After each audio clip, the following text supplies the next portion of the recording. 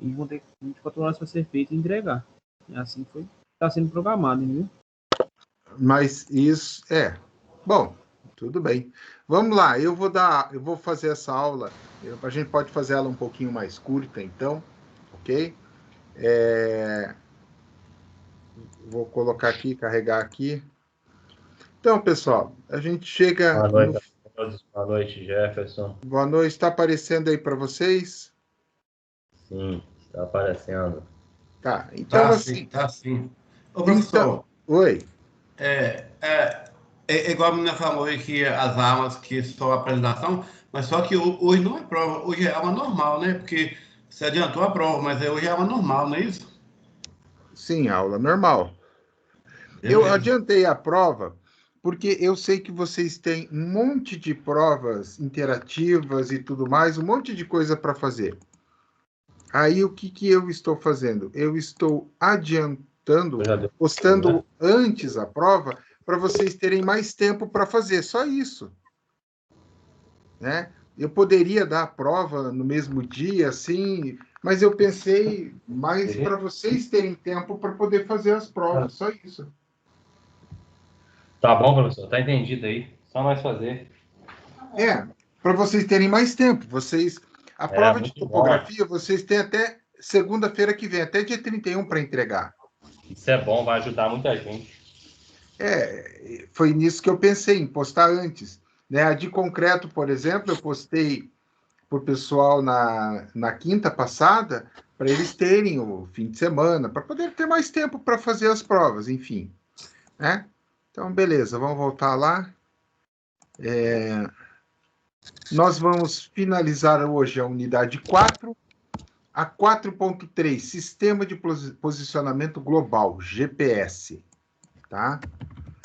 Então, até na aula passada, eu mostrei aqui o padre que sumiu, né? Gente, o padre sumiu, que é uma brincadeira em relação ao padre e seus balões. Mas vamos ao que interessa. Introdução ao Sistema de Posicionamento Global. Conceitos básicos, sinais e satélites. Então, o GPS, o que ele faz? Ele fornece para a gente a localização em tempo real em qualquer lugar do mundo, instantaneamente através de, o mínimo ele coloca aqui, de 4 satélites. Na teoria, ok? Na prática, pessoal, para que você tenha um bom posicionamento, para que você consiga ter uma boa localização, você precisa de pelo menos 7 satélites. Por quê? Quando você está com o aparelho de GPS pegando coordenadas, no meu caso, eu estava referenciando obras públicas, fiz um referenciamento em todo o município de obras públicas. Então, você, na parte da cidade, assim, era diferente do campo? Não tem essa diferença, porque não é torre de celular, é GPS. Mas algumas coisas que a gente vai aprender aqui interferem, que é o caso, por exemplo, nuvens. Se você está com o tempo bem carregado, fechado, ele te dá um georreferenciamento de baixa qualidade. Tá? Então, só para a gente ter mais ou menos uma noção daquilo que nós iremos estudar. Nós vamos ver o GPS mais a fundo. Mas como tudo isto começou? Então, o GPS, na verdade, começou através de uma observação de americanos em relação ao primeiro satélite lançado pelo homem. Qual foi o primeiro satélite lançado pelo homem? Alguém sabe? Foi o Sputnik, tá? Satélite russo. Então, Sputnik, satélite russo, ele foi lançado. E aí, o que acontece? Os americanos, assim como todo o restante do mundo, ficaram tudo louco. Pô, lançaram satélite e tal, e daí, como é que funciona isso e tal? E alguém observou que a cada passagem do satélite, ele dava um bip ali. Pelo radar o cara localizava. Ele passava, o cara localizava.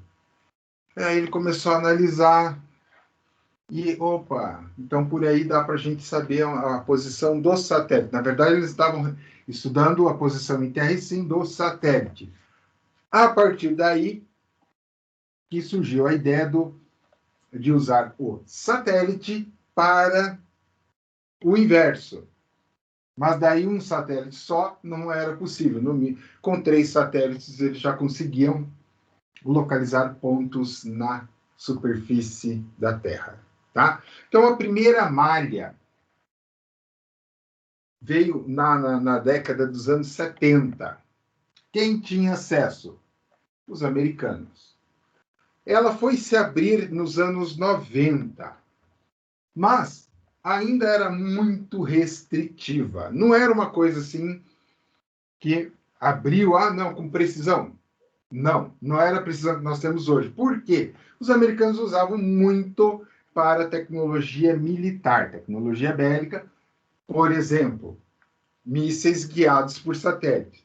Foram usados muito na Guerra do Golfo. Né? A Guerra do Golfo, para aqueles que não estudaram história, eu, devido à minha idade, presenciei a guerra, tá?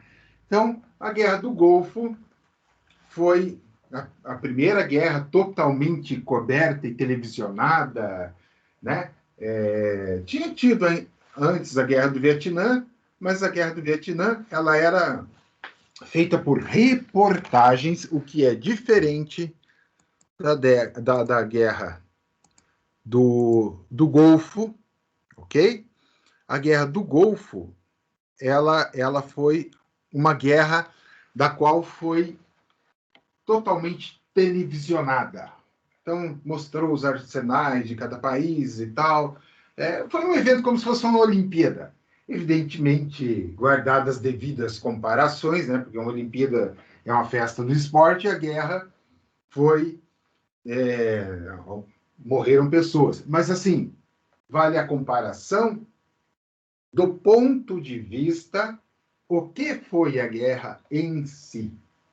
E no caso da guerra do Golfo, eles usavam muito os satélites, né, os famosos Tomahawk, guiados por GPS.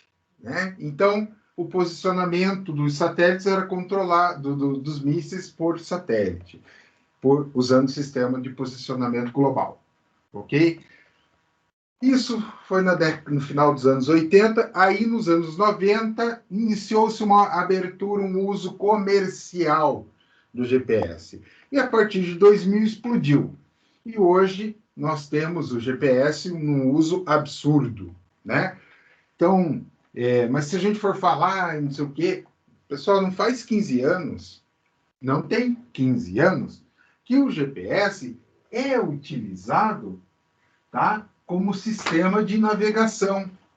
Por exemplo, Waze da vida, Google Map, são recursos com menos de 10 anos, que eles têm feito parte da nossa vida. E o que o Waze usa? O GPS. O que o Google Maps usa? GPS. Tá? Então, só para se ter uma noção, uma visão mais global, ampla da coisa. Que a gente tem que ter essa visão. Se a gente pegar, por exemplo, um celular de 10 anos atrás, o que ele permitia e o que ele tinha de recursos comparados com hoje era muito mais limitado. Então, ocorreram a evolução da tecnologia, né, de hardware, o que permitiu softwares que viessem a explorar o uso dos satélites. Né? Mas como é que ele funciona, basicamente?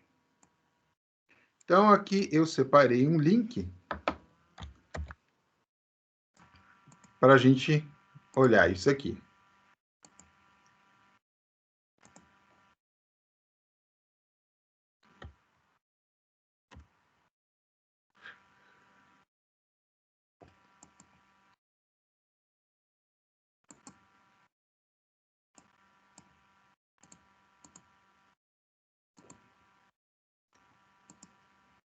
Então, vamos lá.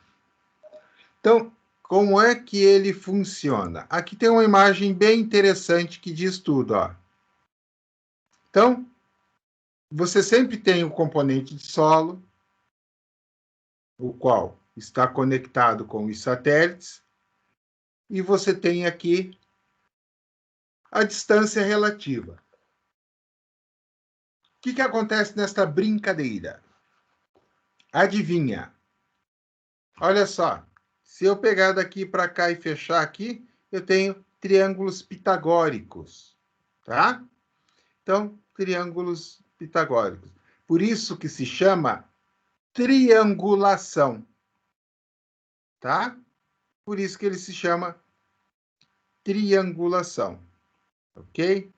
Então, não necessariamente, ó, aqui para navegação, eu tenho satélites, eu tenho um ponto de ancoragem, e eu vou ter o posicionamento. Na agricultura, mesma coisa, tá? Então, funciona desta forma. Para aviões, carros, para o que você quiser, o GPS vai funcionar. E aqui está mais ou menos a rede, tá? Então, a rede de satélites que compõe. Então, se a gente for olhar aqui, nós temos os 24 satélites posicionados, né, com suas respectivas órbitas. Só um minuto, parece que tem gente entrando. Com suas respectivas órbitas, nós temos os satélites, e aí você faz a triangulação. Então, você pode pegar, por exemplo, eu considerava legal, na época, trabalhar, você conseguia pegar 6 a 7 satélites, tá? 6 a 7 satélites. Ah, com 4 é possível, daí você já tem uma leitura legal? É verdade, com 4 você já tem, tá? Mas a precisão, a variabilidade é grande. Então, se você conseguir pegar 6, 7 satélites, por isso que ele traz, assim, conceitualmente 4 satélites. Mas não é. Quanto maior a quantidade de satélites, aqui tem a nossa redezinha com 24 satélites, quanto maior a quantidade de satélite, melhor, tá? Então, basicamente é isso. Não existe nenhuma mágica, nenhum recurso extraordinário, nem nada. Ele faz a triangulação. Por isso a expressão e o nome triangulação. Tá? Então, voltando aqui para a apostila. Então, ele basicamente trabalha assim, por triangulação, mas para quem que ele trabalha por triangulação? Para tudo. Tudo. Ok? Então, é o Waze, é o aparelho que está no campo levantando dados, é para o trator, para o avião, para o navio, tudo. Todos eles usam o mesmo princípio de triangulação. Então, é uma coisa muito tranquila e fácil, sim. Em termos de tecnologia, hoje já é uma tecnologia conhecida e dominada. Ah, ok. O que nós podemos observar de interessante? Por exemplo, é uma tecnologia tranquila, dominada. Se eu entro no Google Earth, eu vou ter sempre uma coordenada sendo associada. Eu já mostrei o Google Earth para vocês, né? Então, ele traz lá o quê? Latitude e longitude, tá? Sempre ele vai trazer para nós latitude e longitude. Então, nós já estudamos os nossos meridianos, nós temos Greenwich, linha do Equador, e eu tenho uma divisão, 24 fusos, 24 horas, 15 graus cada um. Alguém está entrando. É por isso que eu queria começar, esperei um pouco para começar, porque senão o pessoal fica entrando, eu tenho que interromper a aula. Tá? Mas pelo adiantar da hora, agora quem entrar vai esperar uns 3 minutinhos.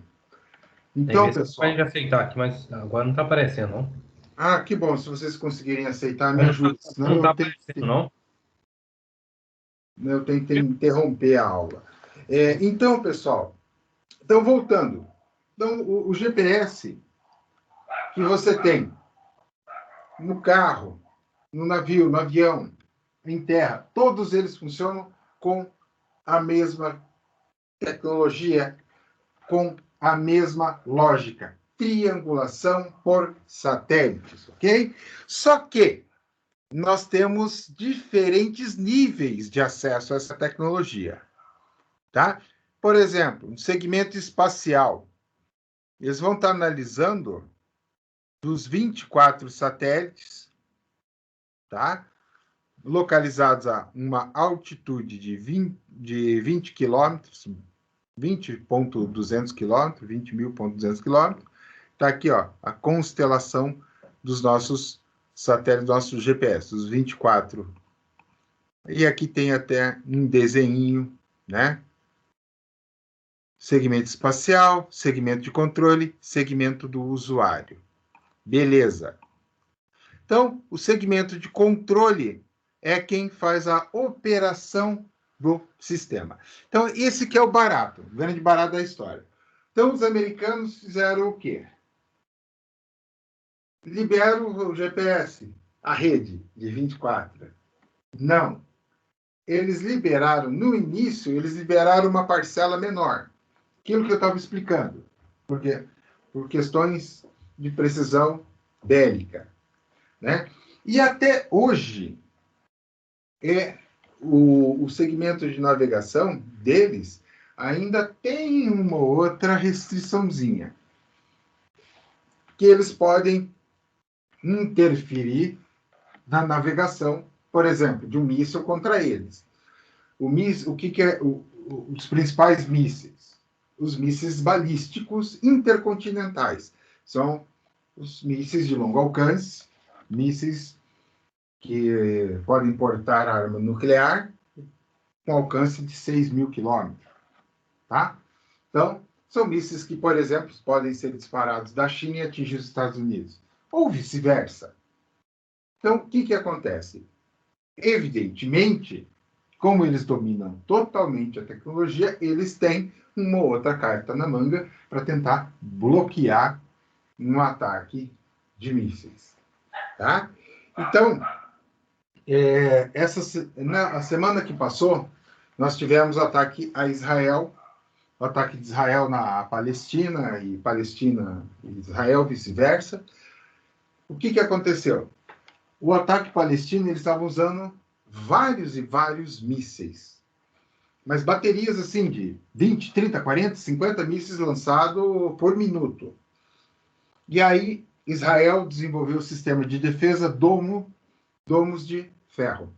É todo guiado por GPS, tá?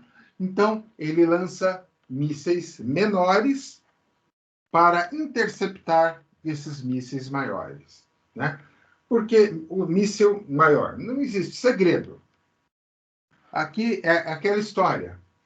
Quem é que nunca foi numa festinha de São João e estourou bombinha? Bombinha pequena, bombinha grande. Então, palestino joga bombinha grande, eles estão jogando as bombinhas pequenas para explodir as bombas maiores no ar, não em solo, ok?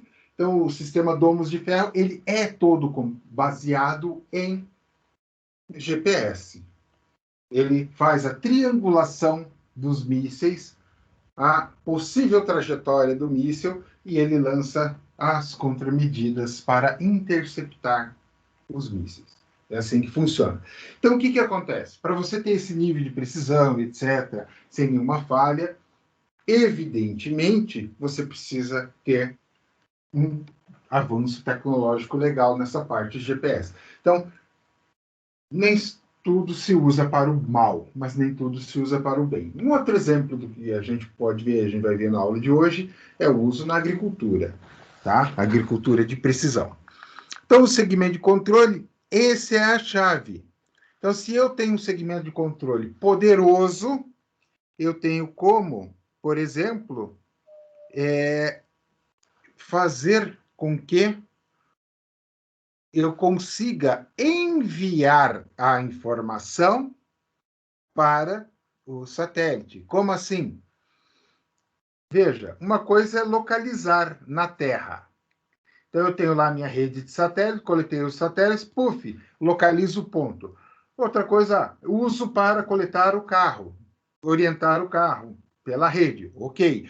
Outra coisa é você mandar uma informação do centro de controle para o satélite e orientar a posição dos mísseis. Né? Então, eu lancei o míssil, só que eu não quero que o míssil vá em linha reta. Uma vez que ele foi lançado, ele em linha reta é fácil calcular a interceptação dele. Então, eu quero que esse míssil, por exemplo, faça zigue-zague, que ele vire, modifique o caminho. Então, o centro de controle tem a capacidade de fazer essas alterações de rota. Por que eu estou usando este exemplo da parte de míssil? Por quê? É onde a tecnologia está mais avançada. Ah, professor, é para coisas ruins, é para coisas ruins. Mas a gente está abordando a tecnologia. E o segmento do usuário, que é a ponta, que é aonde nós temos o usuário recebendo a informação do satélite, né, e se posicionando. Não necessariamente igual a figura aqui, que ele está recebendo a posição, mas ele pode, por exemplo, traçar uma rota, tá? Que é o caso que o Google Maps e o Waze usam para traçar rotas, tá? Então, é simples o funcionamento do GPS. Ele funciona através do quê? Sinal de rádio e a transmissão por ondas eletromagnéticas, tá? Então, a onda que porta esse sinal eletromagnético, que é transmitido pelo satélite, é uma onda que ela é modulada imediatamente antes de ser transmitida pelo espaço. Então, eles calculam essa distância linear a partir da subtração dos tempos medidos pelo relógio interno dos receptores e os valores de tempo registrados pelos relógios internos de cada satélite ao enviar uma onda portadora. Então, moral da história, quanto maior a capacidade de processar essa informação, maior a precisão do equipamento. Tá? Então, da física e da matemática, a trigonometria nos dá a triangulação. Muito fácil de entender isso. Eu tenho um ponto, eu tenho um satélite, eu tenho um receptor. Faço um triângulo. Ah, beleza. Então, eu tenho 5, 6 satélites formando aquele triângulo, repetindo, melhor ainda. E aí, aquela velha fórmula, né, de deslocamento é igual ao quê? Velocidade vezes tempo. Né? A fórmula do Chevette. X é igual a VT. Movimento retilíneo uniforme. Ok? Então, eu sei que o deslocamento da minha onda eletromagnética, velocidade da luz, velocidade eu sei. Quanto tempo ela levou? Ah, levou X tempo até o receptor. Ah, então eu sei a distância. Ok? Então, aí eu tenho como calcular a posição em função da distância. Ah, eu estou me deslocando. Não é um problema. Por quê? Você está se deslocando ponto a ponto. Como assim ponto a ponto, professor? Imagine que você está andando. Você está andando. Você leva vamos lá, velocidade de carro, tá? 100 km por hora. Mas se você pegar, vamos fazer contas mais simples. 120 km por hora, você está andando. Ou 60 km por hora. 60 km por hora. A maioria das placas das cidades permite isso. Ah, legal. Então, você está andando ao quê? Se eu pegar a hora tem 60 minutos, eu estou andando o quê? 1 km por minuto. Tá? Se eu fracionar aquele 1 minuto, 1000 metros, em 1 minuto. Eu tenho como até dividir mais ainda para chegar no valor que eu estou me deslocando. Mas vamos ficar só nesse 1 km por minuto. Então, você está no quilômetro 0, no quilômetro 1 você andou 1 km em 1 minuto, no quilômetro 2 você levou 2 minutos e assim por diante. O que acontece? O satélite ele tem uma posição, quando você for por exemplo, lá no Waze, aonde você quer ir, um endereço, o Waze não entende que você quer ir naquele endereço. Ele tem aquele endereço associado ao quê? A um banco de coordenadas. E aí ele vai traçar a melhor rota, as alternativas, para você atingir aquela coordenada, considerando o mapa viário. Ah, legal. Então, o que ele vai fazer?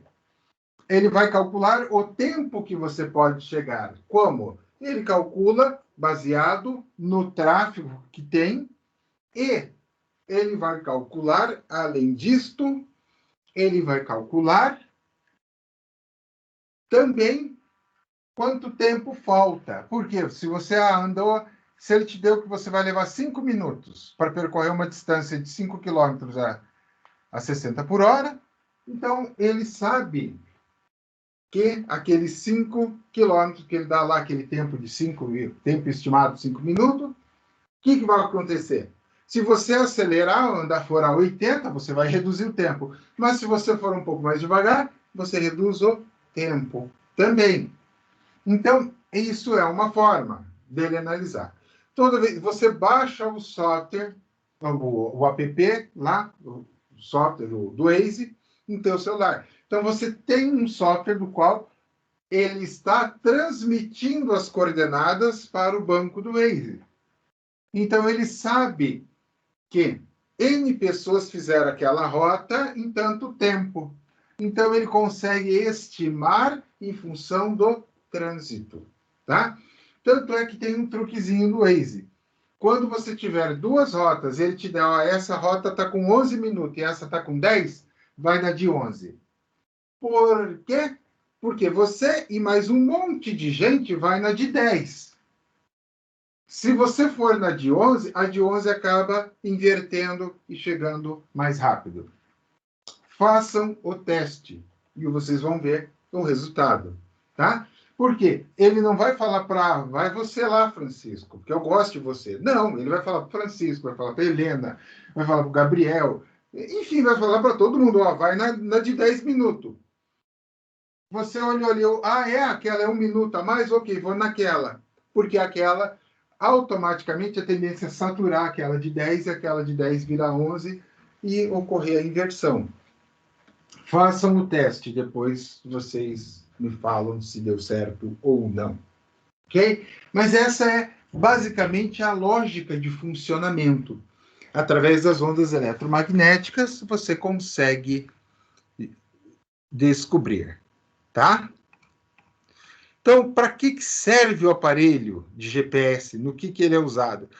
A gente já deu vários exemplos aqui, né? Mas vamos pensar mais agora na nossa engenharia. É que não tem como você falar sobre GPS e esquecer as outras aplicações que nós temos. Por quê? Porque essas outras aplicações, no que ele impacta no nosso dia a dia, são muito maiores do que as aplicações que a gente tem relacionadas à nossa topografia, ok? Então, quando se falamos de GPS, a gente fala sobre o geral, porque o geral é onde você vai realmente ter uma visão do todo do GPS. Então, ele permite o quê? No nosso caso do geodésico topográfico, tá? Então, ele permite que você, em terra, faça o levantamento, não só da latitude, da longitude, da altitude, mas a grande maioria opera por aquilo que é chamado coleta de dados por caminhamento. Então, este tripé que vocês estão vendo aqui não é um modelo, digamos assim, né, de receptor mais ideal, assim. Porque esse aqui é estático. Você tem ele móvel, aonde você anda e ele vai coletando os dados. Tá? Então, nós temos aqui, para mostrar na internet, um recurso gráfico, algo mais interessante para vocês verem. Então, deixa eu compartilhar aqui.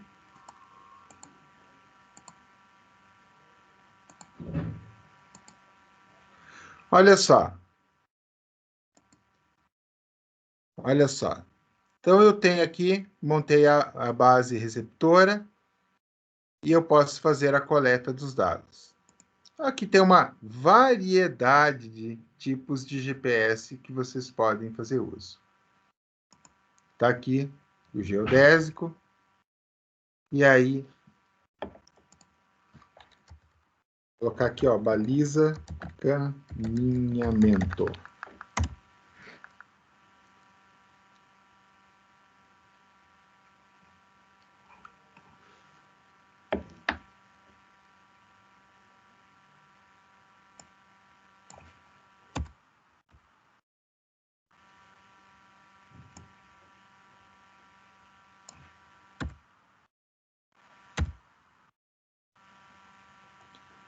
Tá aqui, ó.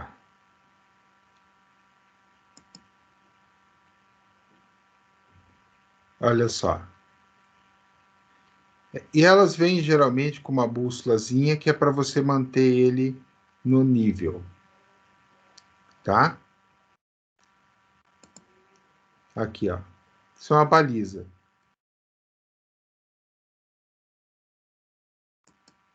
Baliza ou bastão vai ter nomes variados.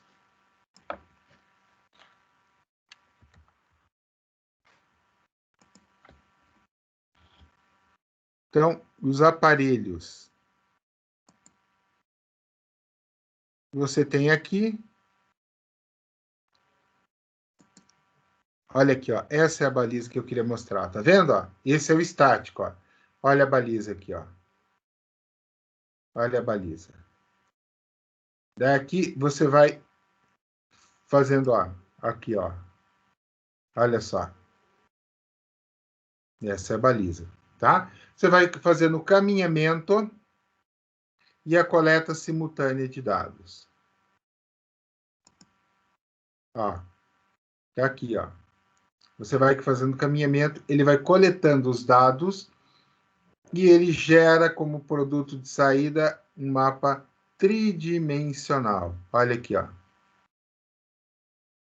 Ele gera como produto mapa tridimensional, tá? Professor, ele é mais interessante que a estação total? É.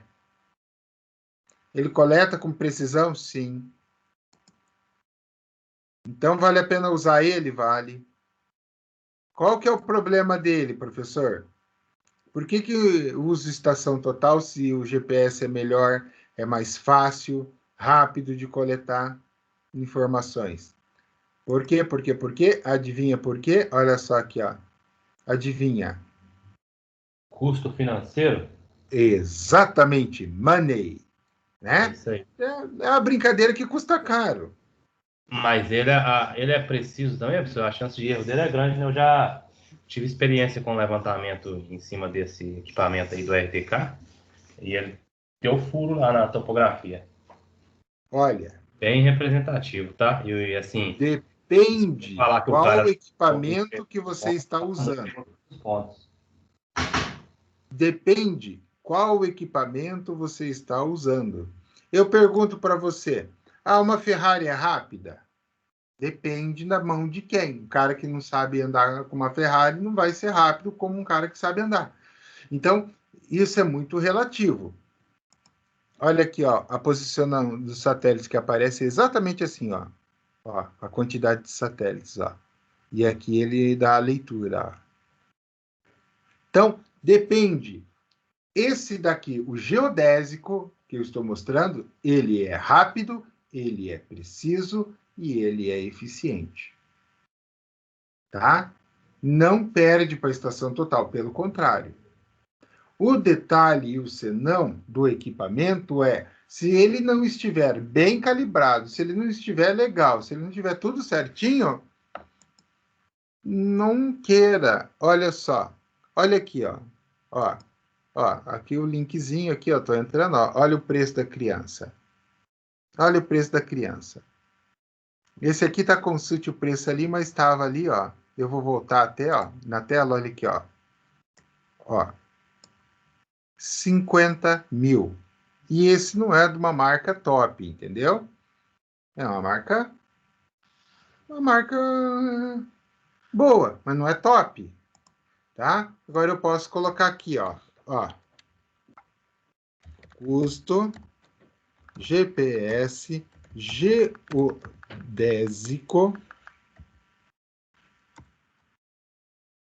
top de linha.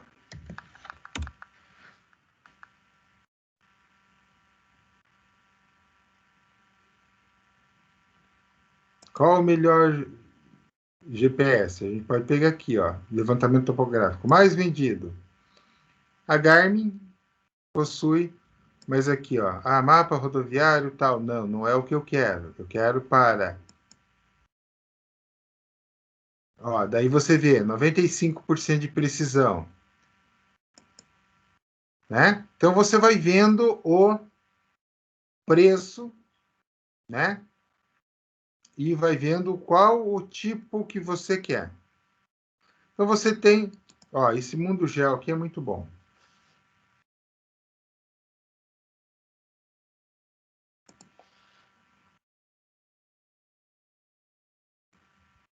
Aqui ele traz, ó.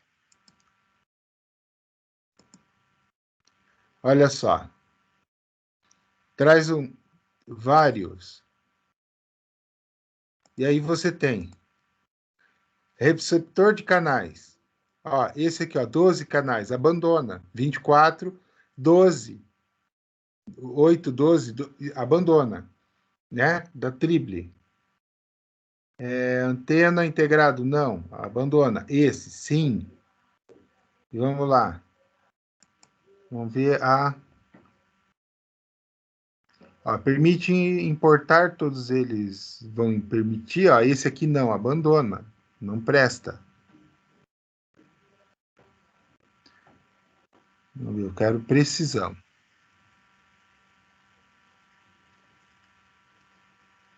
Ó, estático, e tem que ser estático. Ó, esse aqui, ó, 0,25 no estático.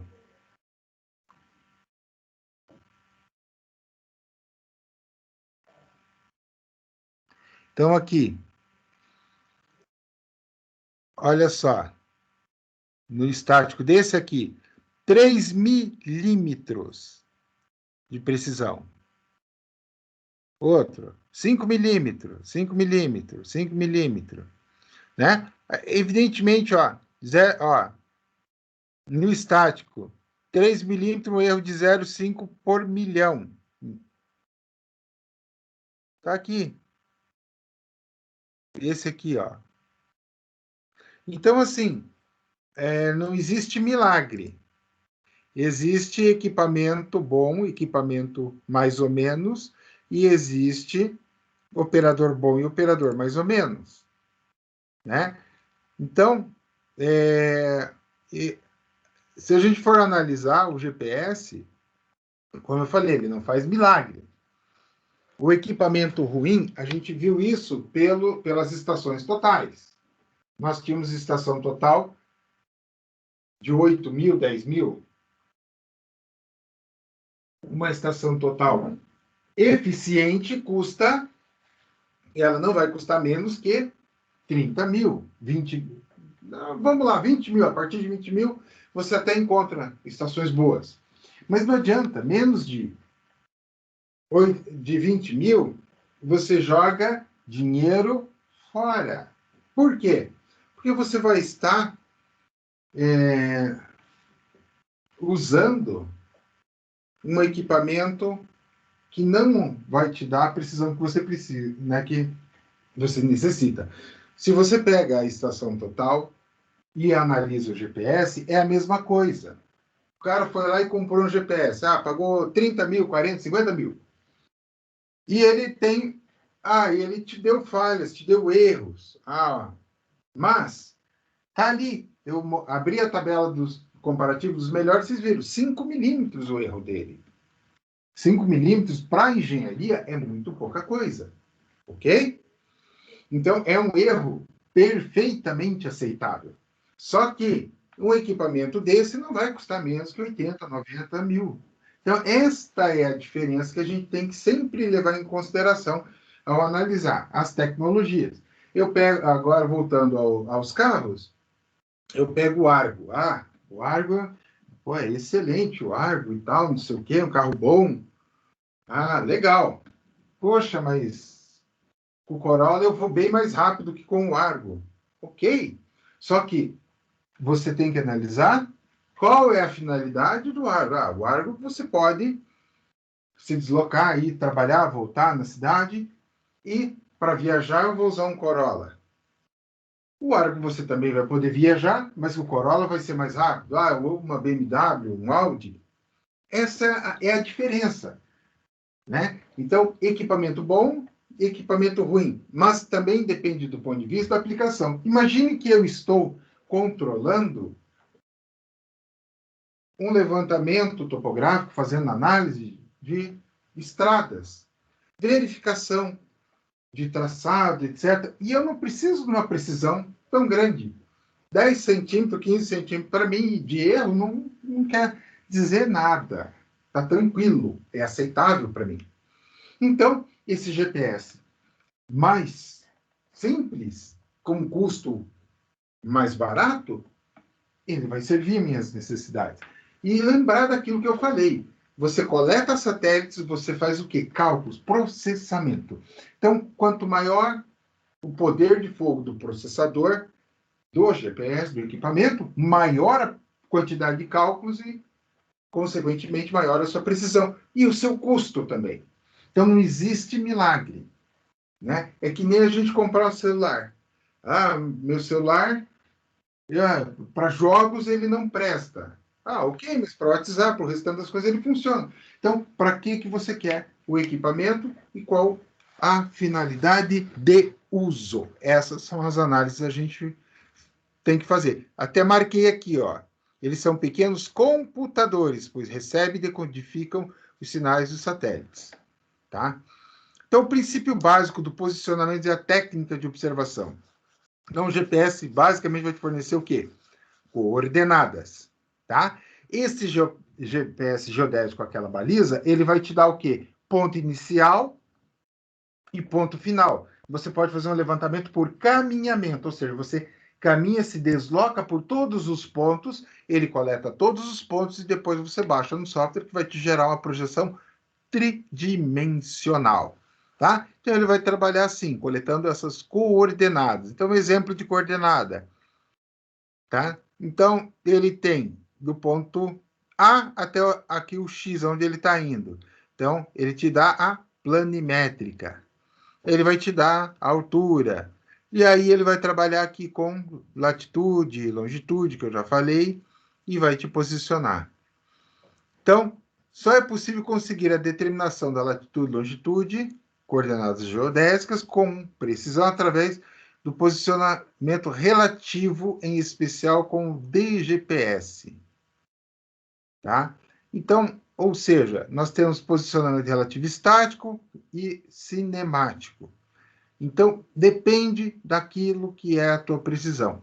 Por exemplo, o teu celular, ele sai com o GPS, com hardware para processar um GPS. E você tem, inclusive, aplicativos que você pode baixar de GPS no teu celular. Só para você ter uma noção. Claro que a precisão não será igual, né? Então, usar para um levantamento assim, muito provavelmente você vai perder dados, tá? Então, posicionamento por ponto. Ele utiliza um receptor de baixa frequência. Olha aqui, aquilo que a gente viu lá. Então, eu tenho um ponto relativo e aí eu tenho a baliza de caminhamento. Então, eu posso usar só a baliza, ok. Mas eu posso, além da baliza, usar o ponto de referenciamento. O que vai acontecer? O uso simultâneo dos dois vai aumentar em muito a minha precisão. Por quê? Eu estou aqui, ó, eu estou aqui, ó, eu sou este quadradinho aqui. Eu estou trabalhando com este cara e com este cara. Então, a minha baliza para cá e para cá, eu consigo, baliza ou bastão, tanto faz, eu consigo maior precisão. Então, começa por aí. Jailton que falou, certo, Jailton? Certo, professor? Como que foi o equipamento que usaram lá, onde você teve a experiência? Olha, foi esse RTK mesmo, essa de GPS. Agora a marca eu não me lembro. Não, mas usaram o ponto fixo mais a baliza ou só a baliza? Foi só a baliza. Então, aí você já viu uma diferença que dá, né? Sim, sim. A baliza é aquele equipamento que tem o próprio GPS que você já vai bater nele, você já vai coletando os pontos com ele, não é isso? Isso. E o fixo é esse aqui, É, ó, da foto, ó. é Esse é esse o aí. fixo. Oi? Esse é o Não, o fixo. certo, o que a gente usou foi o outro. Então, veja só, quando você tem esse aqui, você faz uma ancoragem da tua poligonal. E aí Correto. você usa a baliza junto com ele. Aí você aumenta a tua precisão absurdamente, Entendi. tá? Então, posicionamento ponto a ponto, que é esse aqui, que ele deu um exemplo. Posicionamento relativo estático, ó, usa 2 ou mais receptores fixos e ocupam simultaneamente as estações. Então, aí você consegue a precisão. Né? Ó, método de grande precisão. Tá aqui, ó. Uhum. Posicionamento cinemático, ele usa no mínimo 2 receptores, um fixo, outro na base móvel. Ou seja, o fixo vai ser, no caso aqui, a estação e aqui ele faz a transmissão. Tá? Então, neste caso aqui, não existe a necessidade, por exemplo, navio, avião, carro, de precisão. Se ele te der com 50 centímetros de diferença e você está usando o Waze, e daí? O que muda a minha vida? Nada. Aí ele deu com 1 metro de variação. Não mudou nada. O Waze eu quero usar ele para chegar numa rua X qualquer, naquele ponto lá que eu defini. Se eu tiver um erro de 50 centímetros, 1 metro, 2 metros, 3 metros, vamos lá, 3 metros. Pô, é bastante, isso é bastante. Mas vai mudar alguma coisa? Não. Agora, se eu estou trabalhando usando ele para levantamento topográfico, aí eu preciso daquele equipamento que vai trabalhar em milímetros, e para isso eu preciso usar a torre fixa e a base móvel. Daí eu consigo ter um levantamento legal. Aí eu consigo ter precisão. Né? Aí eu posso usar só a base móvel. Ok. Um levantamento de uma BR, né? Acompanhamento ali de uma pavimentação, verificações de dados. Não vai mudar grande coisa na minha vida. Aí ele vai dar 0,5 metro de erro. Ok. Tudo bem, vai dar 20 centímetros, 10 centímetros. Eu acho que 0,5 metro é bastante, mas qual foi o erro que vocês tiveram lá, Jailton? Usando só a baliza. O erro foi uma falha no levantamento, sabe? Tipo, depois que gerou lá, compilou os dados lá, aí ficou tipo como se tivesse um espaço que não tivesse pegado o ponto, deu tipo que um buraco no levantamento, Mais ou menos que tamanho do erro, assim? Um erro de precisão de 10 centímetros, 20, quanto? Aproximadamente isso. Deu um vazio lá, criou-se um vazio nesse espaço. Então, se tivesse com a base, não teria dado este erro. Sim, entendi. Tá? E a técnica de observação dos códigos enviados. Então, a utilizar ele para navegação em tempo real. O que acontece? Você recebe, é o que o Waze faz. Ele recebe, retransmite, ele vai recebendo, retransmitindo, ele vai atualizando aquelas coordenadas ali, naquilo que eu já expliquei no deslocamento temporal. Tá? A técnica de observação de fases portadoras. Né? Então, os receptores, eles são capazes de fazer o quê? Contar a quantidade de ondas recebidas a partir do início da observação. Então, aí, por exemplo, numa navegação, eu preciso ter uma precisão maior, né? Como assim, professor? Imagine que você está com um navio cargueiro gigantão. Por exemplo, os pequenos navios que a Vale usa para transporte de minério, navios de 320 metros de comprimento. Olha o tamanho da criança. E aí você precisa fazer com que aquele navio trafegue por um canal. Como assim um canal, professor? É chamado canal ou calha. Na verdade, calha, tá? Quando um navio faz essa navegação. Vamos dar uma olhada aqui. Eu não peguei link, mas vamos dar uma olhada para a gente entender isso na...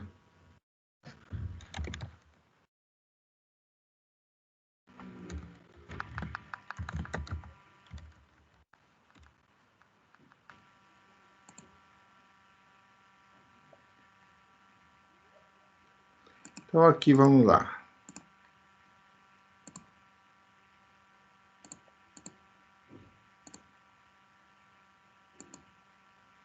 Então, aqui, ó. Canal de navegação do Porto de Santos. Né? Berço de atracação, bacia de evolução, e aqui a profundidade de 15 metros. Então, imagina o seguinte. Eu tenho... Vamos lá. Vamos ver aqui. Aqui, ó. Calado marítimo. Aqui está trazendo o calado, que é a distância até o fundo do oceano. Então, em Roterdã e Superporto do Açu, 26 metros. Tubarão, 21 metros. Ubu, 18,5. Rio Grande, 14,4. Itajaí, 10,5. Rio de Janeiro, 12,3. Ou seja, esse é o calado, né? Então, mas imagina o seguinte, eu tenho esse calado maior aqui, ó, de 26 metros, que eu preciso para os navios com minério de ferro. O que acontece? Eu preciso posicionar o navio dentro daquele canal. Né? Eles fazem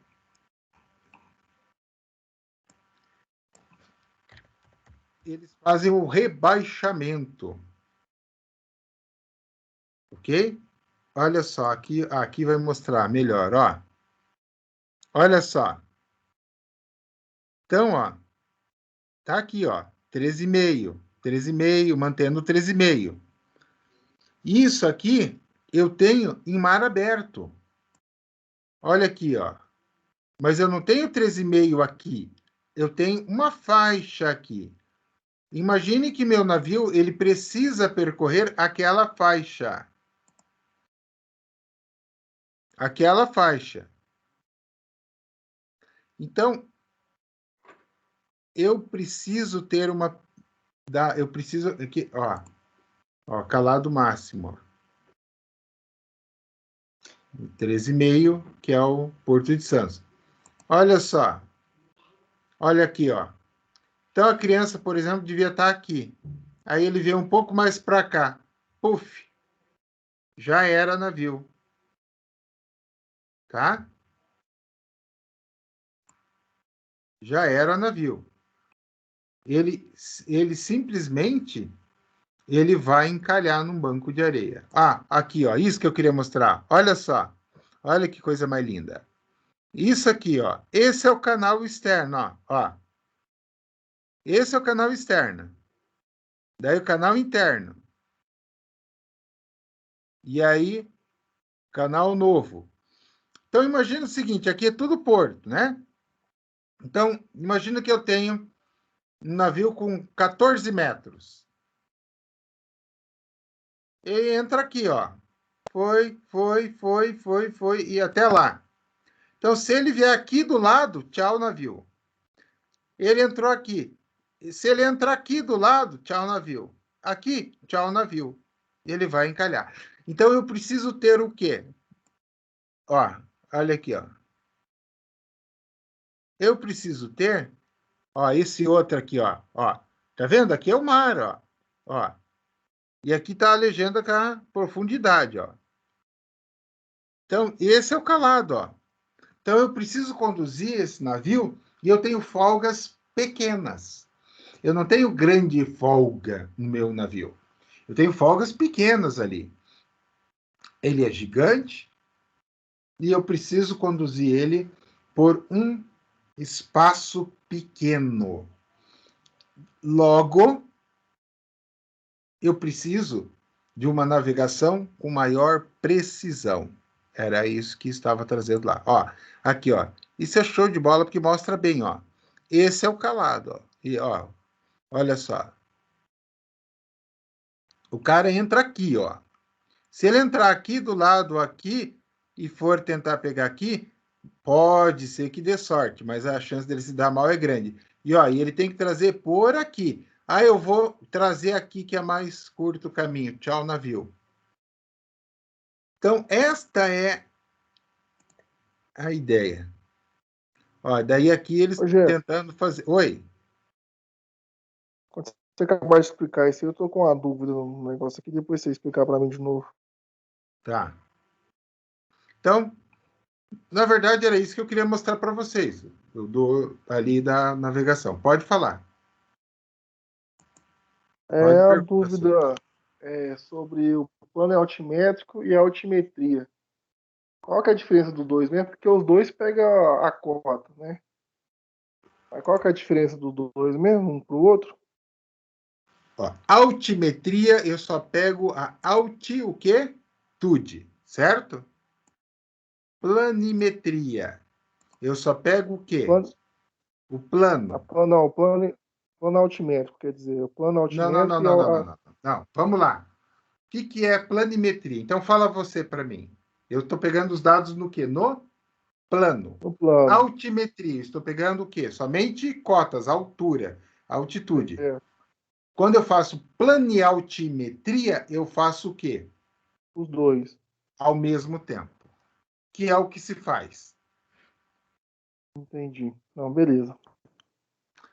Então, pessoal, nós temos inúmeros receptores e tipo de equipamentos disponíveis, né? Então, se a gente for listar e falar, nossa, pessoal, é uma variedade absurda de equipamentos que nós temos disponíveis em relação ao GPS.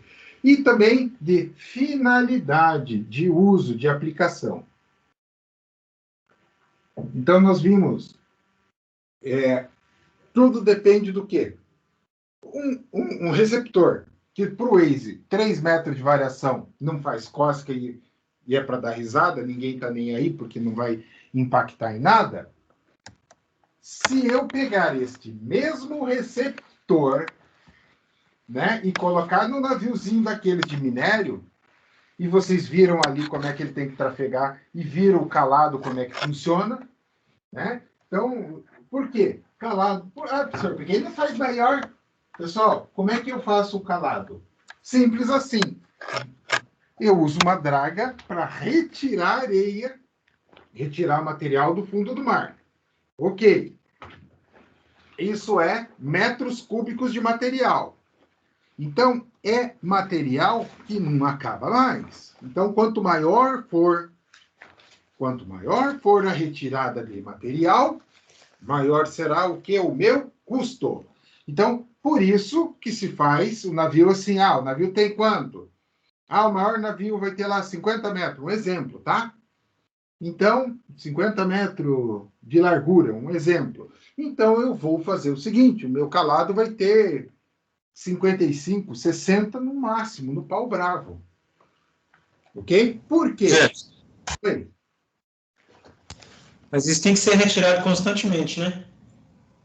Na verdade, é feito a retirada constante. Na verdade, é um trabalho de manutenção, né? Você tem que manter o calado. Então, por exemplo, eu digo que Santos tem 13,5.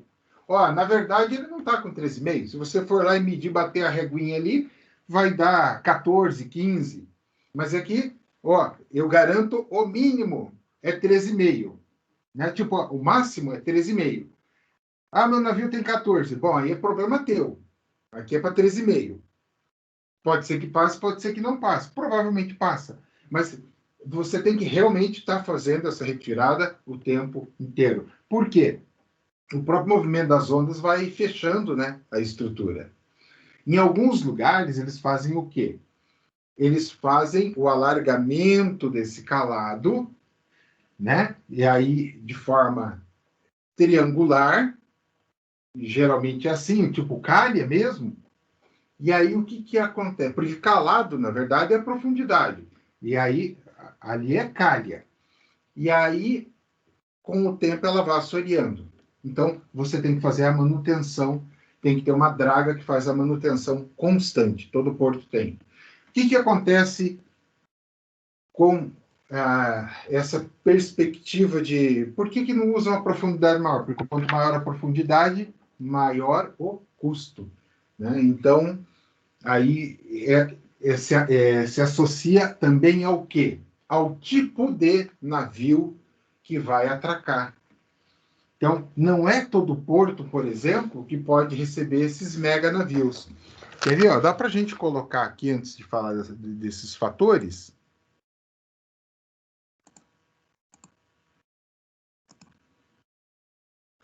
O navio da Valimax.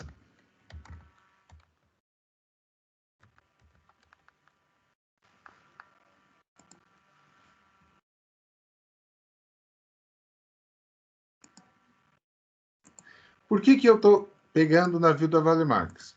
Simplesmente porque é o maior navio do mundo. Só por isso. Então, essa aqui é a criança.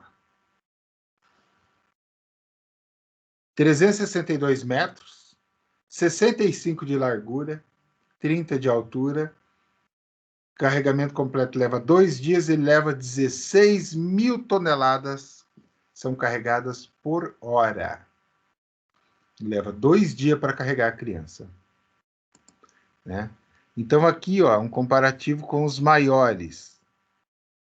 Aqui os maiores, né? O Vale Max tem 362.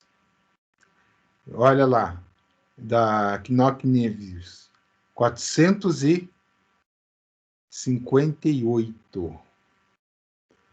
Aí, só para a gente comparar, esse aqui e esse aqui, esses dois aqui são navios de cruzeiro, certo? E esse aqui é o Enterprise, que é um porta-aviões americano. Agora, veja em vermelho o calado das crianças. Esse aqui transporta óleo diesel. Esse aqui é minério. Então, veja o tamanho do calado das crianças. E aqui, comparando com o transatlântico. Então, se a gente pegar aqui, a gente pode pegar aqui,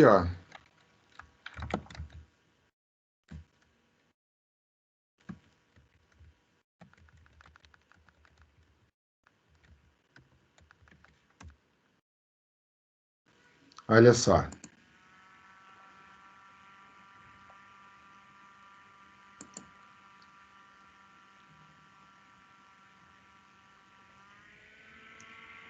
Então, 361, 65 de largura. Oasis of Sea. O oásis do oceano. Então, aqui está o tamanho da criança. Agora, eu posso pegar aqui. Calado.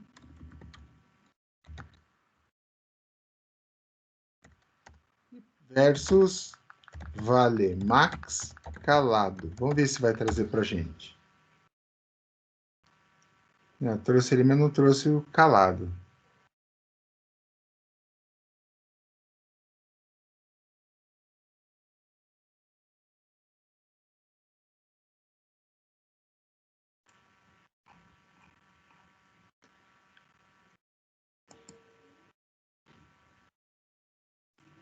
Ele não... Mas vamos dar uma olhada aqui. Vamos ver.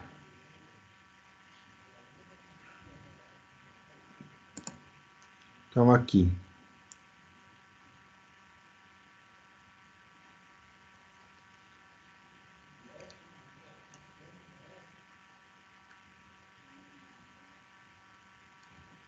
Não está trazendo.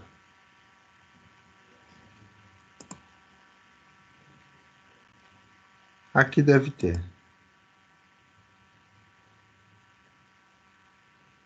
O da Vale, depois a gente olha do Transatlântico.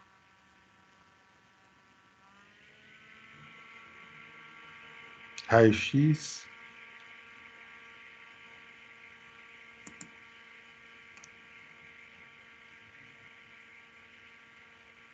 Tá, não quero saber de tinta.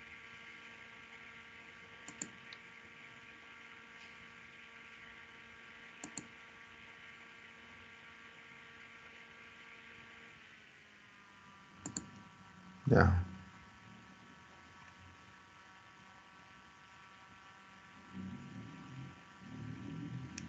Não. Aqui é só o calado. Os caras colocam milhões de informações inúteis. Ah, Porto de Tubarão recebe segundo navio da nova geração, que é esse aqui de minério. Eu vi que ele traz o calado. 400 mil toneladas.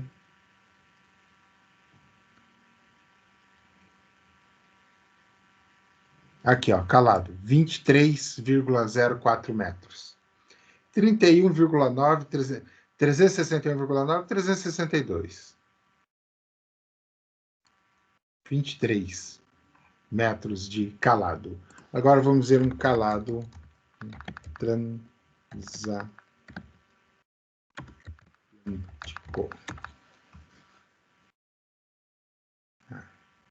Qual o calado transatlântico? O cara está explicando o que é, mas não quero saber o que é. Eu quero saber o tamanho.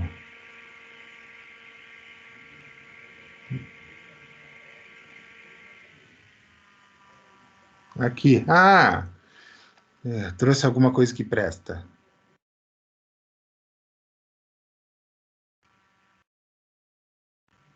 Os navios estão cada vez maiores. Ok. Novidade. Ó, navio cargueiro 9 metros. Ó. Porta-container. Mas veja, 15, 13, 12, 11, aqueles porta-container. Aqui traz o calado. Ó, a necessidade da dragagem dos portos. É o acúmulo de sedimento, tal. A dragagem com máquinas e procedimento apropriado. É uma draga que faz isso aqui.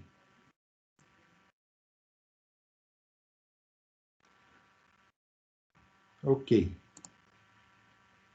Voltando para a topografia. Então, na verdade, vocês viram que o problema desse navio não é o tamanho dele, ele é grande, mas o problema maior dele não é ser grande, o calado vai a 23 metros de profundidade, né? Então, se você pega um transatlântico, eu não achei a informação correta ali, mas ele gira os maiores giram nessa faixa de 12 metros, tá? E navio porta-container ali, 14 metros, 15 metros. Então, isso determina se o navio vai poder ou não atracar naquele porto. Então, isso aí tem que ser calculado em termos de profundidade e manutenção do calado para que ele consiga. Roterdã, que se não é o principal, é um dos principais portos do mundo. Ele traz o calado lá, a gente viu logo no início, com 26 metros de profundidade. Tá? Então, a gente acabou falando sobre navios em função da sua necessidade de navegação. Ok? Então, mais alguma pergunta, mais alguma dúvida, pessoal?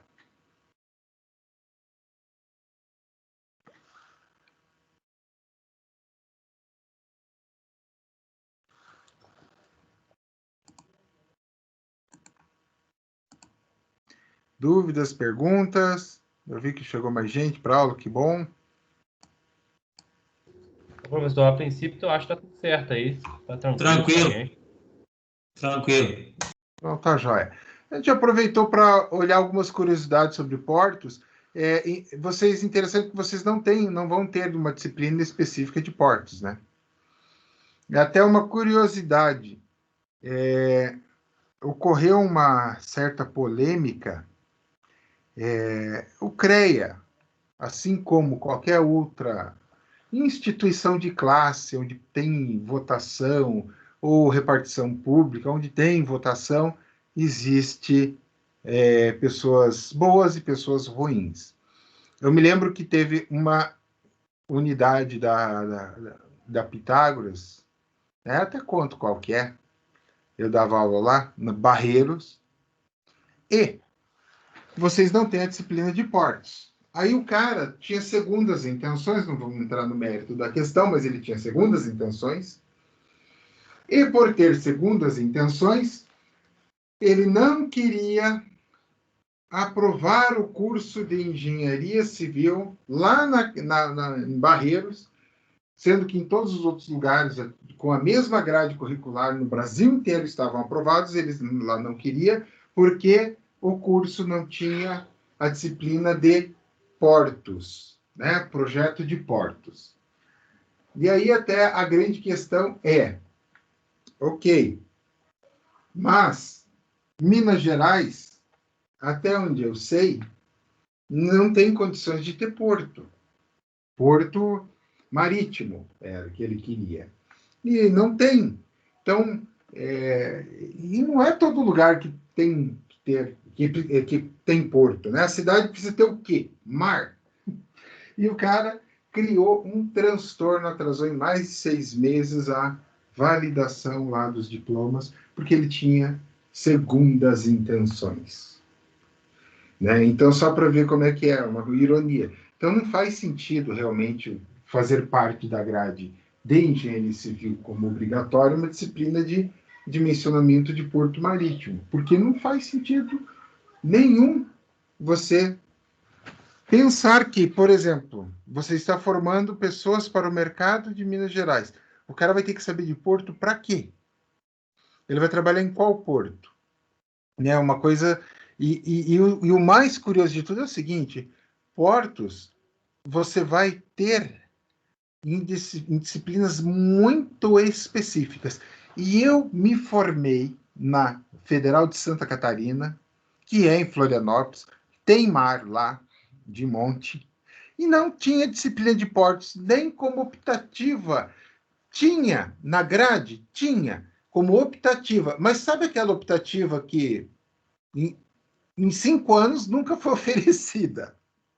Né? E aí é uma coisa assim, para ser oferecida, você tinha que fazer, era concreto 1, concreto 2, daí você tinha que fazer fundações, aí você tinha que fazer concreto 3, que às vezes era oferecida, não era todo ano, e depois você tinha que fazer uma outra disciplina, que eu não me lembro lá o nome, para daí poder dimensionar cais de porto em concreto armado, por causa da corrosão e etc. Era uma de materiais relacionada especificamente a isso, que de vez em quando tinha. Então, de vez em quando tinha a de concreto 3 e essa de materiais, mas era tipo a cada 3 anos.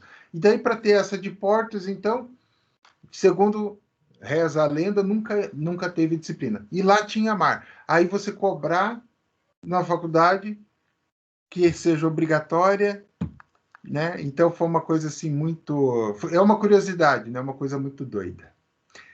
Pessoal, vamos para o nosso intervalo, o nosso último intervalo de topografia. Voltamos 8h45, beleza? Beleza, professor. Só uma observação aí em relação ao que você falou aí da disciplina de cor. Assim, eu vejo como a profissão de engenharia, ela é muito ampla, né, professor? Assim, não, a gente não forma não só para ficar em Minas, né? Normalmente a maioria da turma que forma aqui, ele vai trabalhar fora aí, trabalha com muita obra beira-mar. Eu acho que é interessante, sim, essa parte da matéria de porto. Não, eu sei, mas é que assim, você veja o E, nível por de exemplo, complexidade. essas informações que você traz aí para a gente, desculpa te interromper, mas eu, particularmente, eu vejo que é muito interessante. Por exemplo, eu acredito que a maioria do pessoal aí não sabia o que era um calado, assim, que é aquele negócio de altura, porque normalmente a gente trabalha aqui com a engenharia, a gente mede a altura em metros, sei lá mais. O calado a gente não entendia que era um fundo de navio, era o casco do navio, não? Então, Até que você não explicasse, né? mas é que assim, portos você tem daí em pós-graduação, entendeu? Assim como você tem pós-graduação em estrutura, você tem pós-graduação em estrada, daí vem em pós-graduação. Eu estou falando a nível de graduação, porque você teria que daí tirar uma outra disciplina para colocar essa. Não entendi. Então, esse porto, no caso, ele entraria aí depois que você, né, formou de engenharia aí, você poderia fazer uma especialização na área, correto? É exatamente porque as matérias eram oferecidas, você só tinha condições de cursar essas matérias a partir do 9º período. Entendi. Não, entendi. Eu só... Ficou claro aí. Eu só fiz a observação porque quando você falou que achava desnecessária a matéria, eu não vi a possibilidade de fazer uma especialização nessa área aí. Não, não, não. Nada. Se você quiser ir para portos, é na especialização. Ótimo, Jefferson. Beleza. Vamos para o intervalo. Beleza. Voltamos aqui, 8h50, tá bom? Combinado. Obrigado.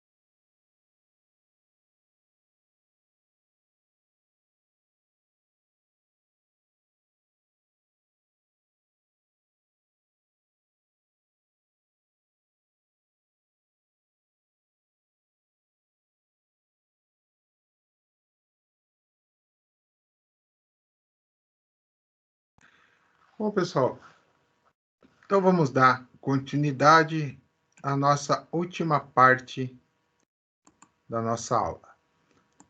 Lembrando que a nossa prova já está postada no AVA, ok?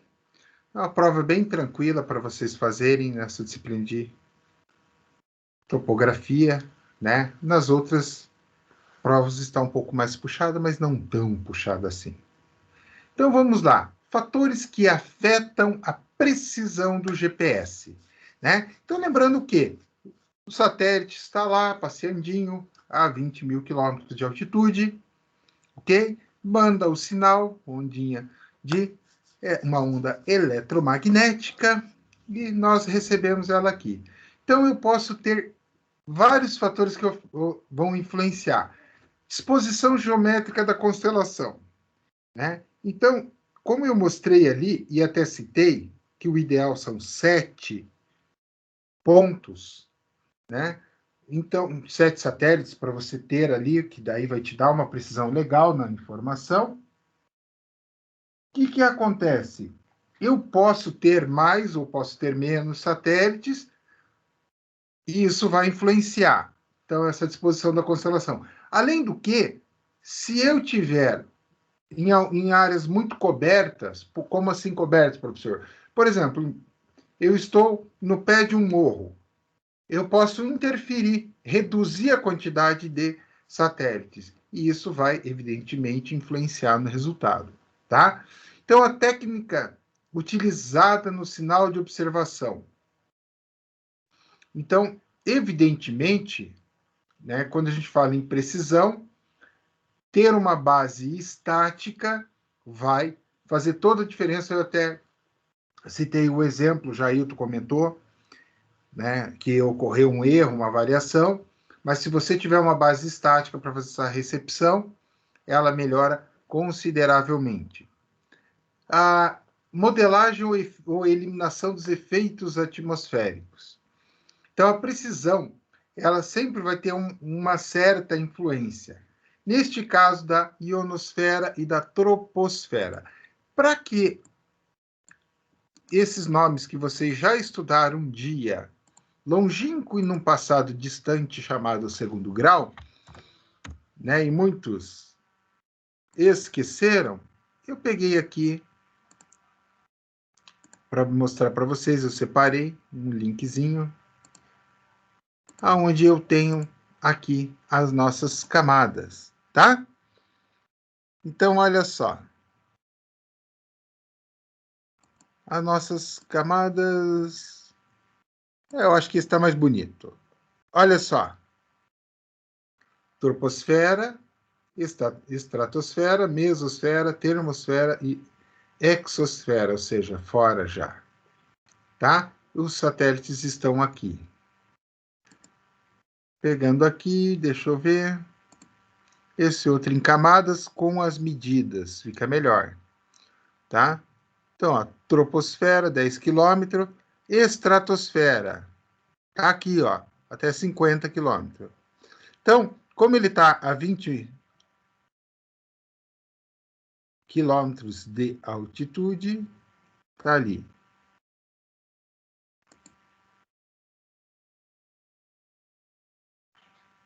E aqui a gente vai ter N ilustrações, mas isso se refere aqui, ó, onde que fica os satélites, ó.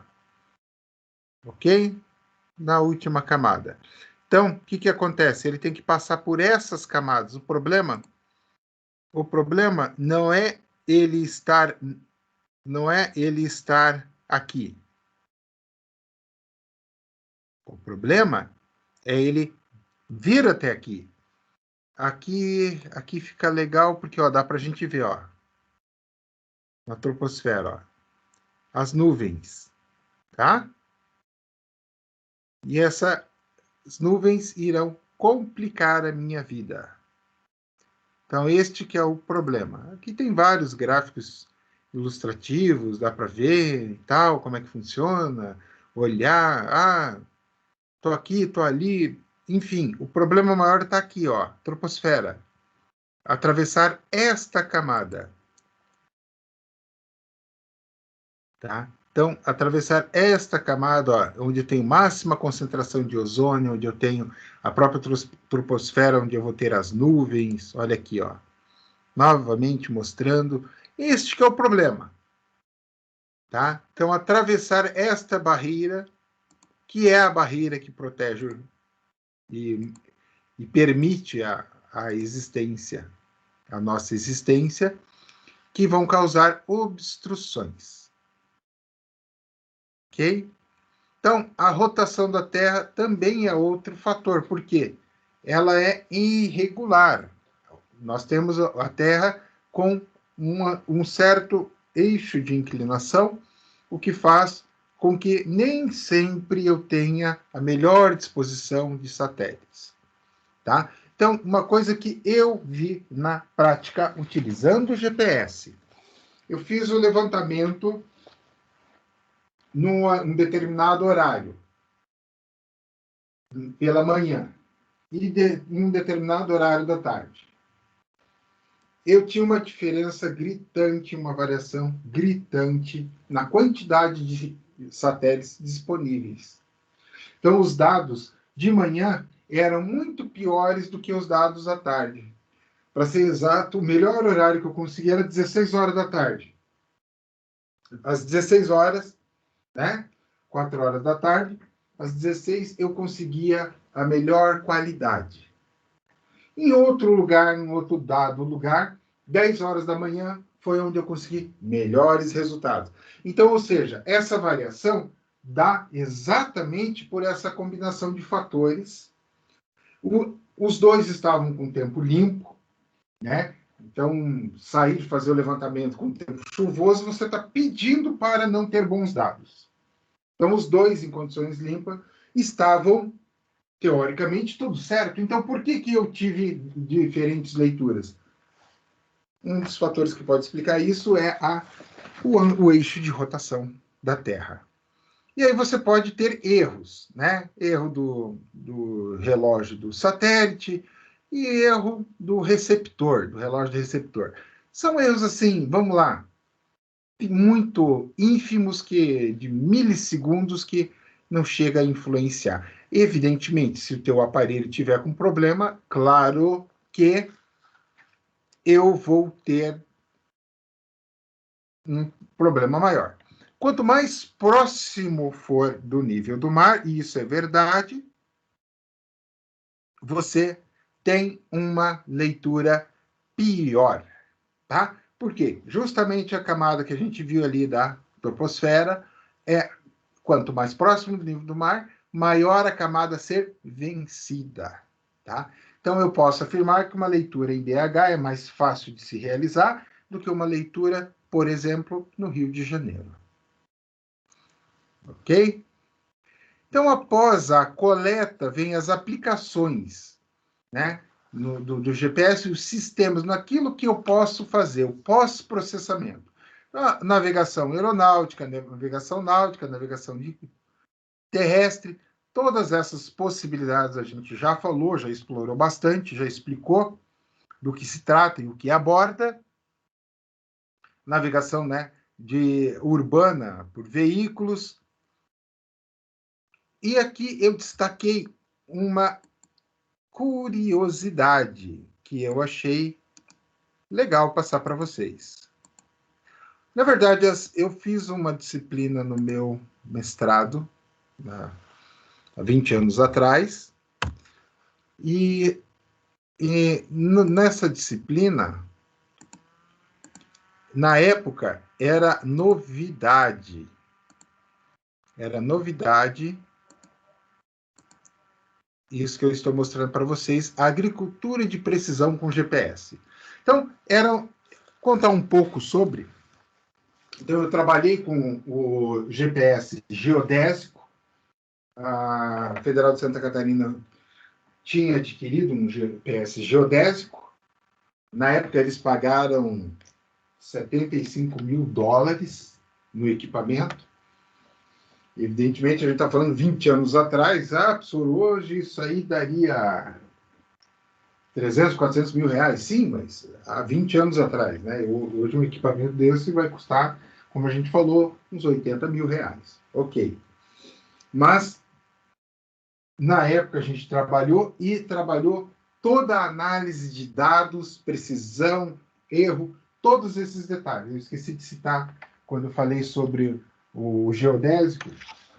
Eu trabalhei com ele, eu vi, e a gente fez todo um estudo científico sobre a qualidade dos dados levantados, fazendo uma comparação com a estação total. E a conclusão foi que ele não devia nada para a estação total. Ele possuía uma qualidade significativa na coleta de dados. Tá? Então, isso foi uma coisa que a gente verificou, que eu verifiquei na prática.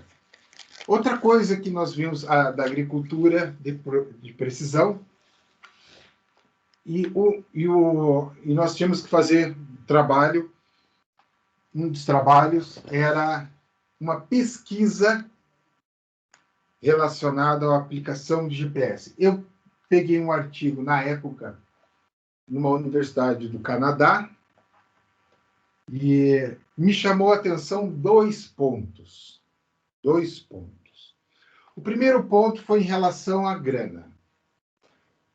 Os caras, para fazer a pesquisa deles, né, eles fizeram um experimento de campo, era o Snowcat, tá? Snow de neve, cat gato, então eram gatos de neve. Na verdade, o Snowcat era robôs que faziam a limpeza de pistas de neve, só que controladas por GPS. A gente está falando disso há mais de 20 anos atrás, então era uma coisa chique, novidade. A grana que os caras tinham para a pesquisa, o departamento que fez essa pesquisa, então era o departamento de engenharia civil, não era o departamento de engenharia civil, era um grupo de pesquisa dentro do departamento. A grana que os caras tinham em dólares na época era equivalente ao dobro de toda a grana que as engenharias da UFSC juntas tinham disponível para todas as pesquisas. Então, assim, isso me chamou muita atenção, por quê? Uma disparidade muito grande. Ou seja, lá fora, os caras inventaram lá fora isso, fizeram aquele outro. Ok. Só que, enquanto a gente está aqui matando passarinho com estilingue, os caras estão lá com arma automática com mira laser. É mais ou menos assim a comparação em relação a recursos financeiros, né? E uma das abordagens que a gente viu, que foi uma coisa muito legal, foi a agricultura de precisão. Então, o que acontece? Na agricultura de precisão, é basicamente isso aqui, ó. Né? Eu tenho a base fixa, tenho o GPS e tenho o trator deslocando. Repare que a base fixa sempre ela é fundamental para você obter a precisão necessária. Ok? E aqui, hoje em dia, as colheitadeiras saem exatamente com essa tecnologia aqui, ó, toda embarcada. Então, os caras têm uma total precisão da área. E aqui, o grande barato é que você pode, através do GPS, quer ver? Deixa eu ver aqui uma imagem, eu vi uma outra imagem aqui. Através do GPS, você pode combinar com outras tecnologias, né?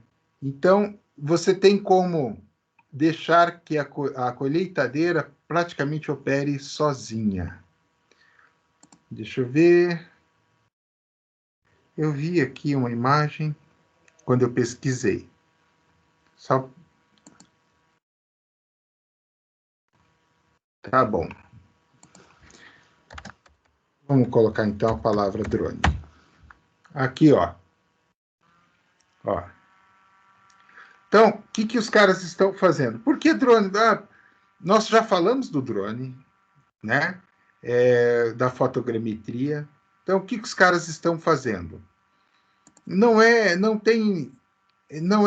engenharia civil? Não, mas é totalmente relacionado com aquilo que a gente está trabalhando, né? Então, o que o drone faz? O drone vai e tira fotografias do terreno. Como assim? Ele vai e cobre a área. Por exemplo, exatamente como está a imagem ali, ele vai lá e coleta as informações. Ele baixa aquelas imagens, tá? Aí um software processa aquelas imagens e identifica o quê? Como assim? Foto do que ele está tirando? Você fez uma lavoura lá, sei lá, soja, milho, qualquer coisa, plantou lá. Eu tenho pontos falhos na minha lavoura, tenho pontos bem legais, que cresceu bastante, mas eu tenho buracos, falhas. Essas falhas ocorrem por quê? Em geral, porque eu estou com uma deficiência no solo. E eu tenho outras áreas que está super legalzão, cresceu bastante. E outras áreas médias. Então, o que eu vou fazer? Eu tenho como pegar esta informação e cruzar dados. Eu posso determinar quais são as áreas das quais eu devo interferir, né? Ou seja, eu posso programar junto com o meu tratorzinho ali, o GPS, quais os pontos onde ele deve liberar maior ou menor volume de adubo, por exemplo, para fazer aquela correção do solo, né? Evidentemente, uma vez coletada essa informação, eu vou a campo, porque eu sei a coordenada. Como é que eu chego na coordenada? Adivinha, eu uso o quê? GPS, pego a amostra de solo, levo para o laboratório e analiso. Ah, está faltando sei lá o que aqui. Não sou agrônomo, então não vou saber dizer o que está faltando, mas eu sei que está faltando alguma coisa ali. Opa, a análise química do solo está me dizendo lá, por exemplo, está faltando dolomita, está faltando calcário aqui. Legal, vou fazer o quê? Vou providenciar para aquela área que o GPS associado à minha máquina que está fazendo a correção do solo libere maior quantidade naquela área para fazer a correção e para que eu tenha uma maximização da produção. Em compensação, a área que eu tiver bombando, que o crescimento foi bem legal ali da soja, esquece essa área, porque essa área não precisa de correção. Então, essa é a ideia. Então, você vai unir tecnologias, fotogrametria e, além da fotogrametria, você vai unir GPS, tá? É bem isso aqui, ó. Ele vai passando e vai indicando. E depois você coloca as colheitadeiras na fase final para colher. Olha só, essa é a ideia, basicamente. Então, essa é a ideia. Este é o conceito aplicado. Parece que tem alguém querendo entrar.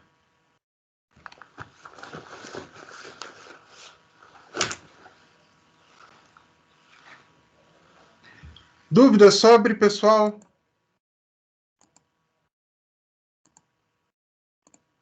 Não. Então, e agora nós temos, finalmente, os softwares mais utilizados, né? Então, o TrickMaker, você utiliza ele para exportar os dados para um AutoCAD, um ArcView.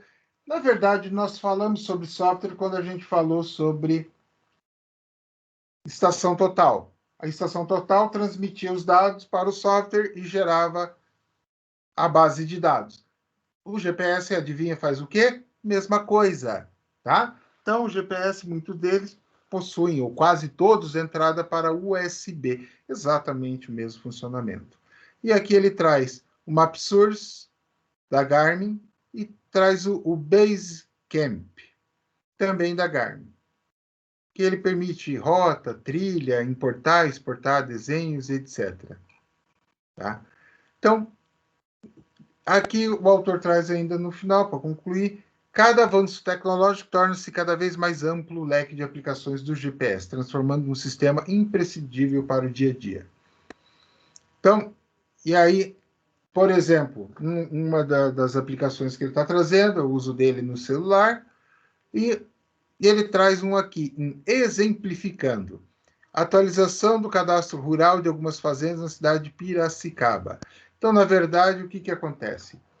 O cadastro rural, assim como obras públicas, o cartório passou por lei a exigir que sejam fornecidas as informações das coordenadas geográficas, tá? Então, você tem que fornecer lá latitude, longitude e localizar, ancorar os pontos. Então, numa propriedade, geralmente, você não vai fornecer um único ponto, você vai fornecer uma malha poligonal. Como assim, professor?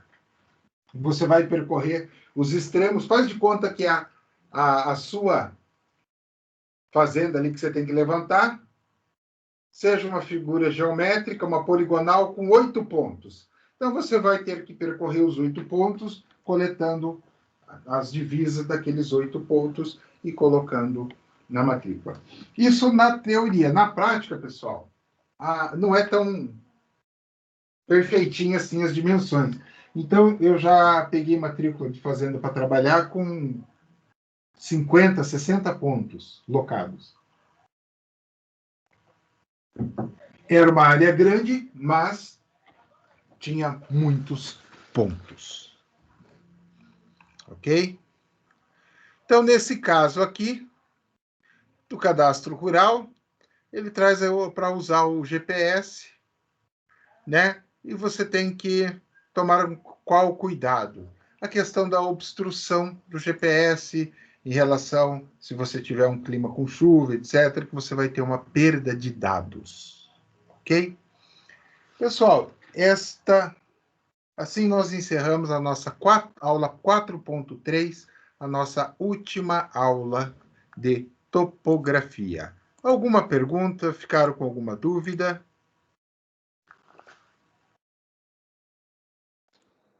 Não, Jefferson, tranquilo.